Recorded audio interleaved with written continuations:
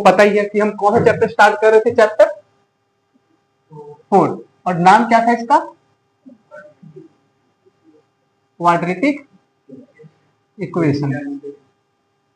कोई नहीं, जहां दिख रहा है देखने को, ठीक है। तो चैप्टर का नाम था क्वाड्रेटिक इक्वेशन। तो क्वाड्रेटिक इक्वेशन में देखो, जो आपका सेकंड चैप्टर था उस चैप्टर का नाम था पॉलिनोमियल। क्या था, पॉलिनोमियल। और ये जो आप चैप्टर है ये क्या है आपका, इक्वेशन। और ये जो क्वाड्रेटिक है वो पॉलिनोमियल में भी आता है और इक्वेशन में भी आता है। तो सबसे पहली बात तो वो सर जी जैसे कर दिए थे ना, पॉलिनोमियल में 0 ऐड कर दिया सर जी ने, ऐसा नहीं करना। तो पॉलिनोमियल क्या होता है, जैसे मैंने यहाँ पे x+3 लिख दिया, तो बेटा ये क्या है आपका, पॉलिनोमियल है। क्या है, पॉलिनोमियल। पर अगर मैंने x+3 = 0 लिख दिया तो ये क्या हो गया आपका, इक्वेशन। तो पॉलिनोमियल होता है, उसकी एक सिंपल सी डेफिनेशन है कि अगर हमारे पास कोई भी एल्जेब्रिक फंक्शन है या सॉरी एल्जेब्रिक एक्सप्रेशन है तो उसकी पावर क्या होनी चाहिए, क्या होनी चाहिए, होल नंबर होनी चाहिए। और यही काम होना चाहिए इक्वेशन में भी, पर पावर होल नंबर के साथ साथ इक्वल टू क्या होना चाहिए, 0 भी होना चाहिए।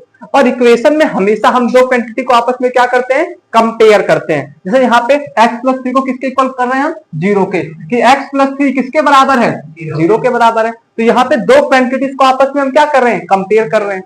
तो ये क्या हो गया आपका इक्वेशन। और यहाँ पे वो ऐसा कोई प्रोसेस नहीं होता, तो इसे क्या कहते हैं, पॉलिनोमियल। अच्छा, पॉलिनोमियल का मतलब ये होता है कि फंक्शन इन एक्स, यहाँ पे हमने जो फंक्शन लिखा है वो किस टर्म में लिखा है, एक्स, तो आप इसे एफ लिख सकते हैं। और इक्वल टू 0 हो तो क्या होगा, इक्वेशन। ठीक है।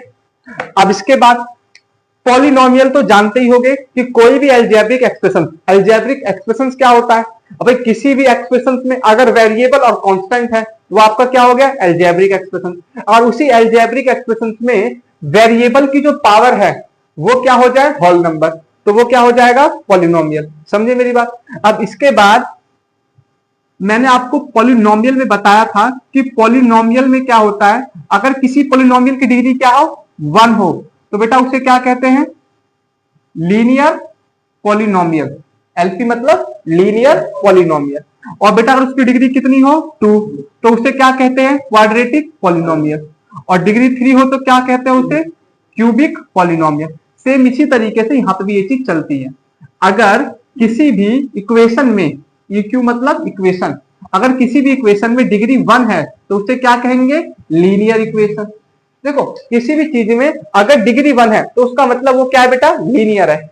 अगर पॉलिनोमियल की फॉर्म में तो लीनियर पॉलिनोमियल और ये लीनियर इक्वेशन। अगर डिग्री 2 हो तो क्या हो बेटा, क्वाड्रेटिक इक्वेशन। ठीक है। और डिग्री 3 हो तो उसे क्या कहते हैं, क्यूबिक